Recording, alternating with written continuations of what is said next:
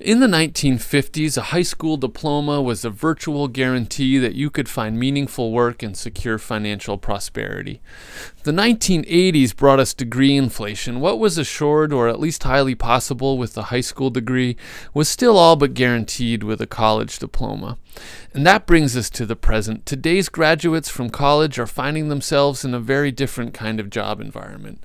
They might be competing against workers from other countries or highly skilled laborers that were laid off in these tough financial times.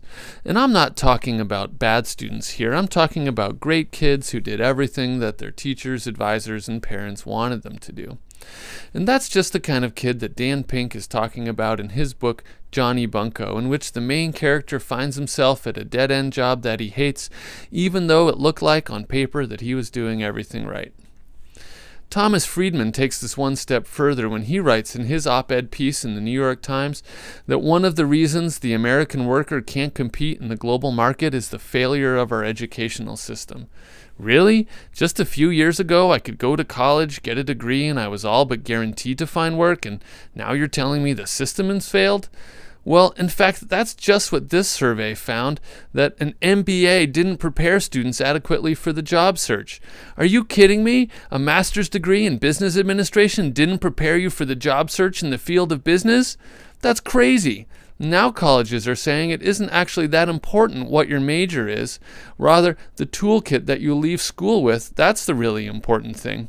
So my question is, what should that toolkit look like? Well, here's an idea I've heard a lot recently. It goes like this. We should build a student for the 21st century who's uniquely positioned for these challenges and realities of the new millennium. I mean, Time magazine ran a cover story on this back in 2006, so this is great, right? We must have figured it out by now.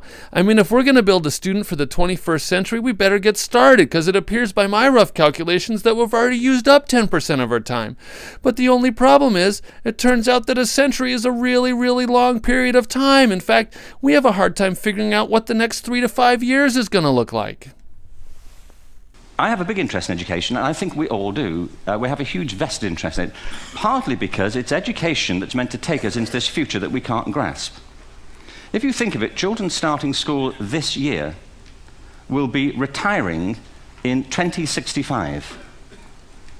Nobody has a clue, despite all the expertise that's been on parade for the past 4 days, what the world will look like in 5 years' time. And yet we're meant to be educating them for it.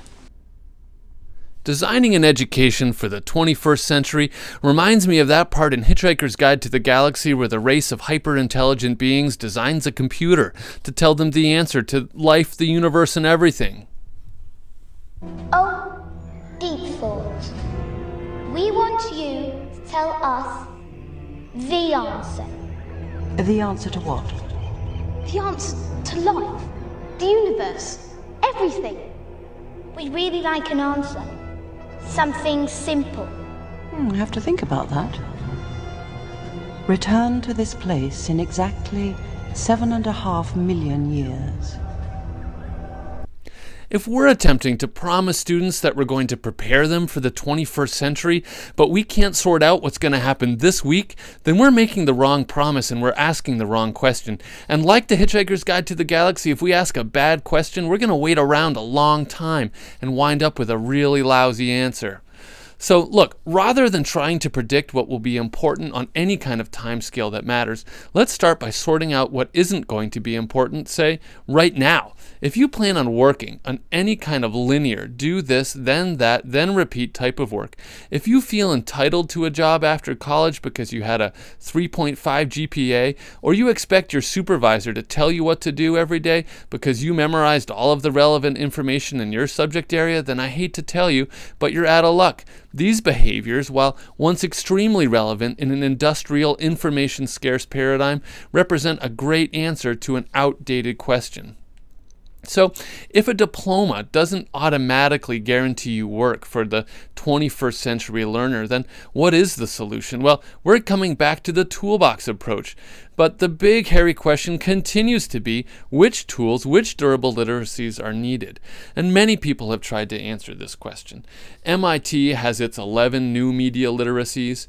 AT&T has 4 21st century literacies. Heck, even the New Hampton School has our 10 foundations of learning. But I'm going to break it down to one, just one. Now, I'm not saying that this is the only one, but rather than overpromise and underdeliver, I'm going to try to do one and get it right.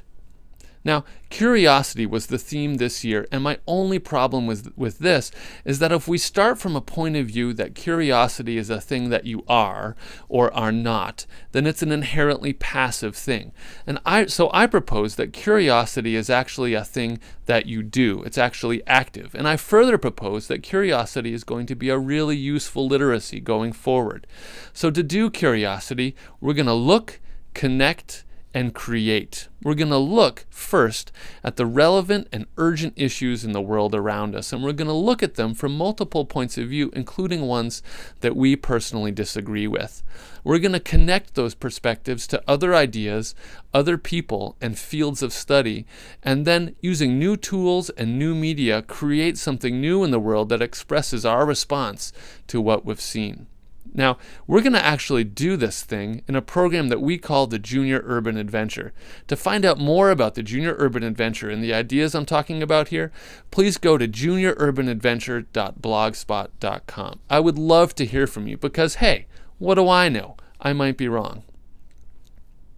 This presentation is licensed under a 3.0 attribution non-commercial share-alike license, and I really appreciate all of the Creative Commons licensed pictures that I referenced here. Thanks for watching.